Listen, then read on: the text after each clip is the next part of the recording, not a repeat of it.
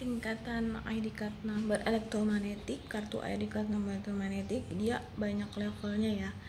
Jadi kalau kita melihat nih ya sebuah KTP, dari KTP itu misalnya masih basic nih, masih basic karena dia belum terkoneksi dengan integrasi sistem dari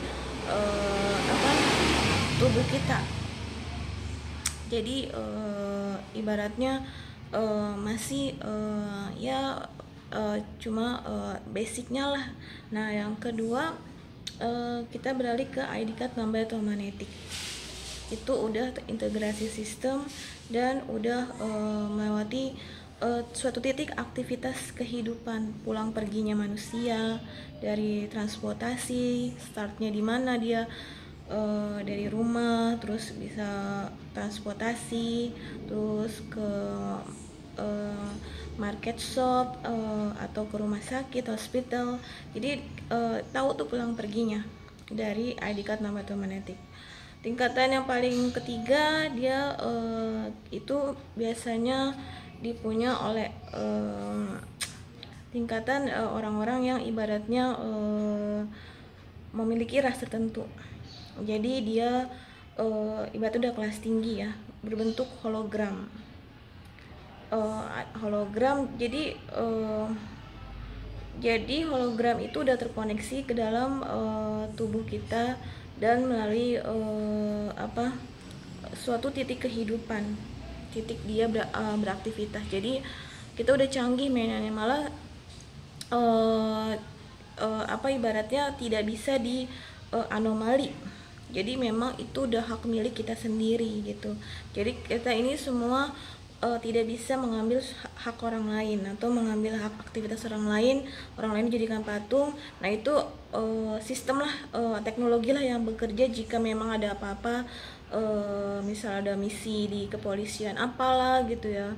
Jadi tingkatan dalam ID card magnetik itu makin lama makin tinggi, karena kita kita ibaratnya ada yang namanya masa milenial ya. Nantinya itu udah canggih-canggih, kita otaknya berbagai ras bisa masuk, kita juga udah ibaratnya tipe bukan ribet lagi nih, kita cuma tinggal dilihat aja gitu ke dalam sistem, tinggal baca, kita lapor nih ke fungsi-fungsinya. Misalnya kita mengeluh di kepolisian, mengeluh di rumah sakit, itu kita tinggal sistem aja yang bekerja, kita bisa ditangani lewat solusi dalam sistem tersebut.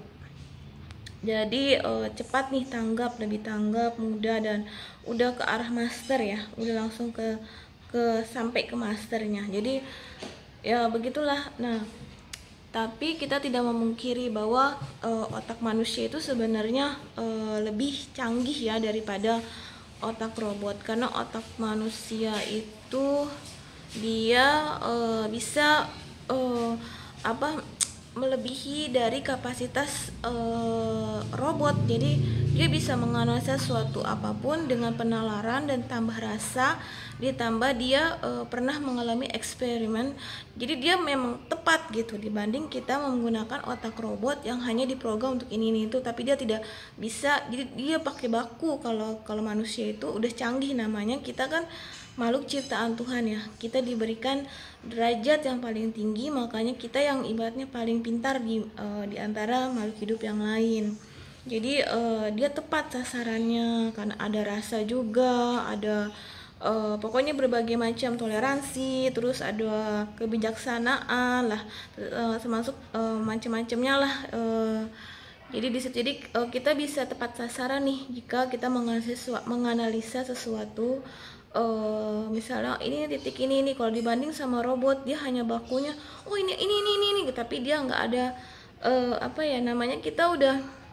kita itu manusia tuh pokoknya berbeda deh. Jadi dia memang ibaratnya ada yang manusia setengah manusia setengah dewa, itu dia juga berbeda dengan manusia seperti biasa lainnya.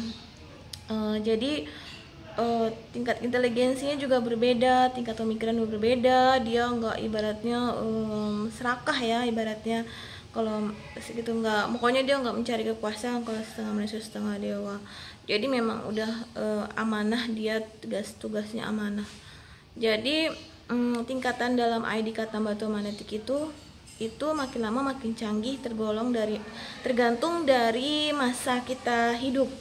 Masa kita hidup, orang-orang juga makin canggih dan orang juga makin simple, jadi nggak ribet gitu ya. Kita kalau apa-apa tinggal mengeluh aja, fungsi nanti bisa dilihat sistem itu. Jadi bukan robot lagi, tapi kita udah ada masternya di dalamnya itu. Di dalam sistem itu ada master yang terhubung langsung dengan masternya. Jadi manusia tinggal gampang lah gitu, nggak usah ribet. Terus apalagi ya,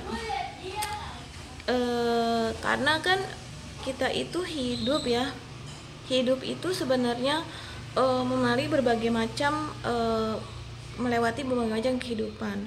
Kadang ada orang di suatu masa itu tidak membutuhkan sentuhan, ada orang lagi yang membutuhkan, saya butuh disentuh nih gitu ya, saya butuh sentuh dari manusia lainnya gitu. Kita bisa bijaksana, jadi kita nggak usah terlalu paranoid. Kita nanti kalau disentuh mereka ada kumannya atau apa, kita udah ibaratnya udah rapih dalam bekerja gitu ya. Jadi mau sentuh atau nggak disentuh, itu udah masuk dalam kebutuhan sistem dan itu tidak bisa dilarang oleh siapapun.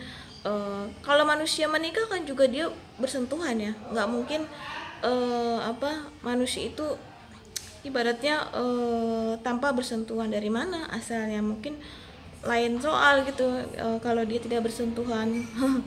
Jadi logikanya aja ya, kita itu semua udah ada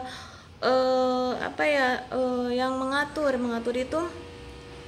Jadi sistem yang dapat mengontrol semuanya. Jadi ketakutan kita terhadap sesuatu pun juga akan terrealisasi dengan baik dengan solusi dari sistem tersebut. Jadi lebih mudah lah, nggak usah ribet gitu.